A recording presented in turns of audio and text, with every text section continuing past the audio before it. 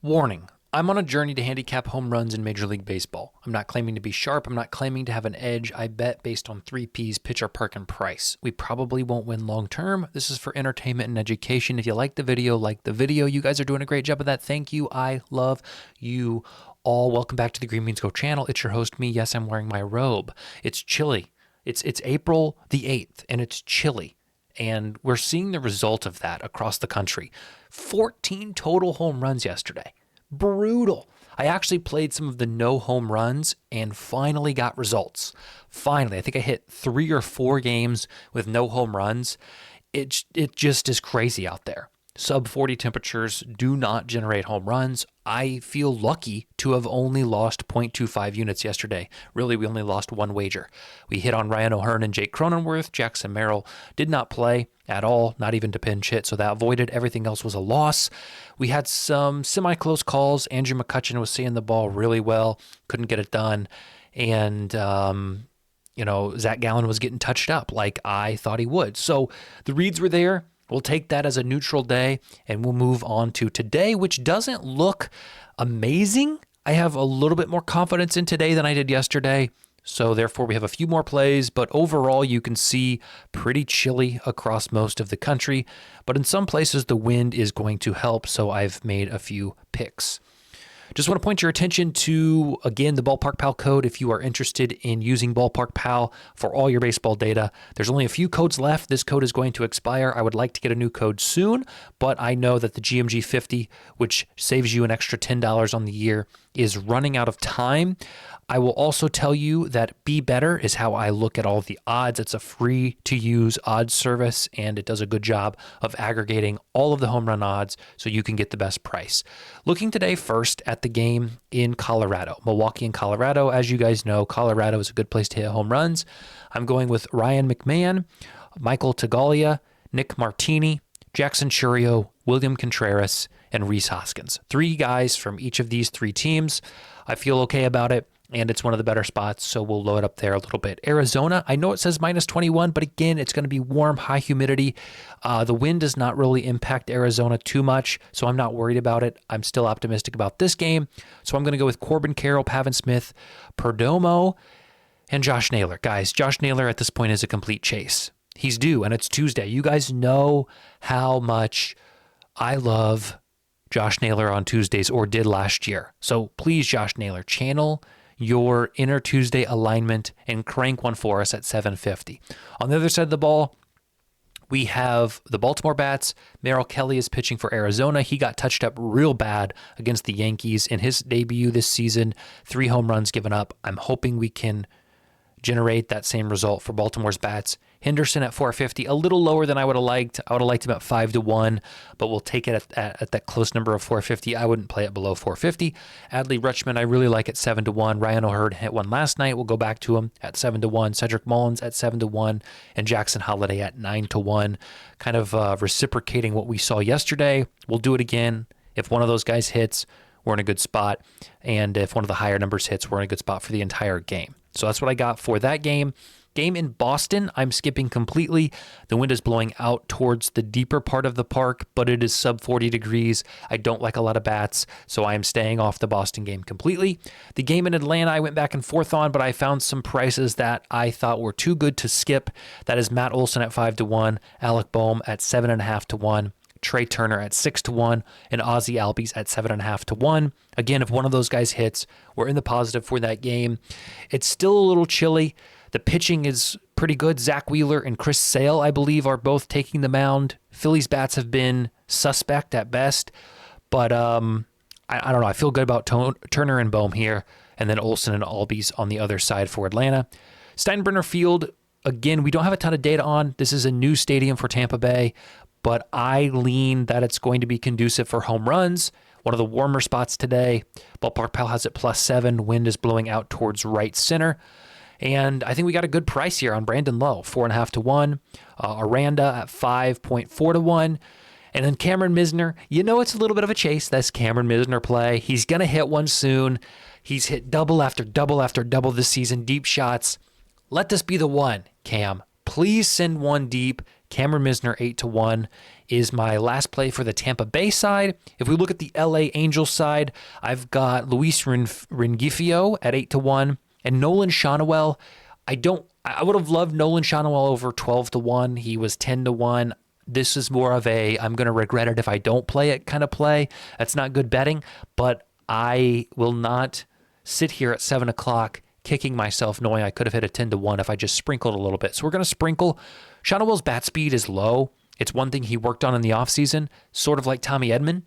We've seen Tommy Edman come around and actually have production with his increased practice and bat speed. Let's hope that Nolan Schanuel can do it tonight, right? 10-1, let's get it. That sounded cringe. I'll never say let's get it again. St. Louis and Pittsburgh, I'm skipping. Deep outfield, the wind is blowing out, but it's cold again, sub 40. Yesterday, a couple guys hit, but I was watching a lot of that game. You see a ball leave a bat, you feel good, and it barely makes it to the middle of the outfield. It's just too cold. I'm staying off. Houston and Seattle. Did I skip one? I did. I skipped Minnesota and Kansas City. So apologies, I skipped that long time. And then I've skipped a lot of games. Okay, let's rewind. Minnesota. It's because I said let's get it. It threw me off. Okay, Minnesota, Kansas City. Typically not a park I like, but I think Cole Ragans is hittable for Kansas City, and I think Minnesota has some bats that can hit him. So I was very sensitive to price here. I thought anything Buxton over 500 I would play. I was shocked to see a 540. So I took Buxton. He certainly has the power to get out of this deep field. Harrison Bader does as well at 870. Ty France and Ryan Jeffers at 9-1 and 6.5-1. Again, one of these guys hits. We're in the positive. I would temper your expectations. Kansas City's a hard park to hit at, so just be aware that it may be a little bit of a reach, but I'm going with it. Let's move to the next game before we skip down to Pittsburgh. San Diego versus the A's today. Tyler Soderstrom has really looked good for the A's. You're going to see his price keep trickling down. I didn't get to him today. Didn't like the matchup against Dylan Cease, but I do like two bats in the Padres lineup. That would be Manny Machado and Fernando Tatis Jr., both at 470. Tatis hit one last night, but I think Manny Machado has a good matchup today against Jeffrey Springs, as does Tatis. So we'll go with both of them. Next up, we have the game in Seattle. Couple home runs hit last night. Framber Valdez is on the mound for Houston, and he's typically a ground ball pitcher. Not a lot of airtime hit on Valdez, but he can be exploited in certain cases. And I think the prices tonight give me enough faith that if he is exploited, we could see profit, if that makes any sense. Like his ability to be exploited outweighs or aligns with the prices we're getting. Julio Rodriguez at almost 6-1, Randy Arozarena at 6.3-1, Cal Raleigh at 460, Mitch Garver at 630, and Dylan Moore at 700. All plays against Framber Valdez. Let's hope he doesn't go out and throw a no-hitter in Seattle. But again, one of these guys hits, we're in the positive for the game. Game in New York is one that I spent the most time on. I guess we should rehash. I skipped Pittsburgh for the reasons I gave. Washington is too cold. Wind is blowing kind of in. I avoided it. Detroit, too cold. I'm avoiding it. Cleveland is one I went back and forth on. Stephen Kwan at 15-1 was tempting. Jose Ramirez was tempting. And maybe Nolan Jones was tempting. But again, too cold. I'm scared of sub 40 temps, so I'm trying to be a little conservative and lay off. Game in San Francisco. I think the pitching is really good tonight, so I'm staying off of that. Game in New York. As you can see, Ballpark Pal still says we should get a quarter less home runs than normal. I am optimistic that there are some bats who can hit in this park even at these cold temperatures. So I've picked a few. They are as follows: Lindor, Winker, Batty, Stowers, Mervis, and Koenig. That's 6 guys. That's a lot. I understand that that's a lot in these temperatures, and I may come out to regret it. If you want to stay away from any game because you're unsure, this would be the game that I would stay away from. I think Lindor is fairly priced at 430. I think Winker and Batty are okay prices. I think Stowers is actually a good price. I think 10-1 is a good price on him. Mervis and Koenig, I think, are slightly good to the market or a good price. So again, it's cold. I would temper your expectations there. And then finally, we have the game in Wrigley, which the wind is not detrimental as it was last night, and we saw the results of that. No home runs hit last night. I think Patrick Corbin for Texas can be exploited, and I think there are some righties who can do the exploiting. And so I've picked 3 righties for the Cubs: Seiya Suzuki, Dansby Swanson, and Justin Turner. I really like Swanson's number at 7.5 to 1. I think that is a very good price, even though the conditions are not great. I was expecting him to be around the 550. I was going to take him around 550. So 750, I like that play a lot. And then we'll wrap it up with my Dinger Tuesday 50% boost play. I'm taking the best prices and conditions and matchups that I found. I toyed with giving you a 3-legger, throwing in Dansby Swanson or Kyle Stowers. I decided to play it a little conservative, if you can call a 2-leg home run parlay conservative.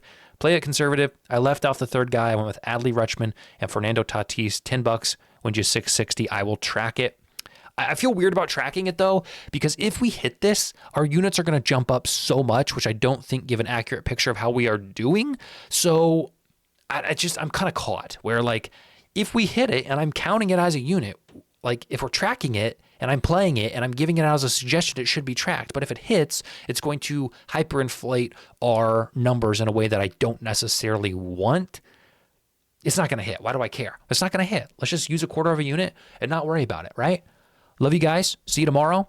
And go Adley, go Fernando.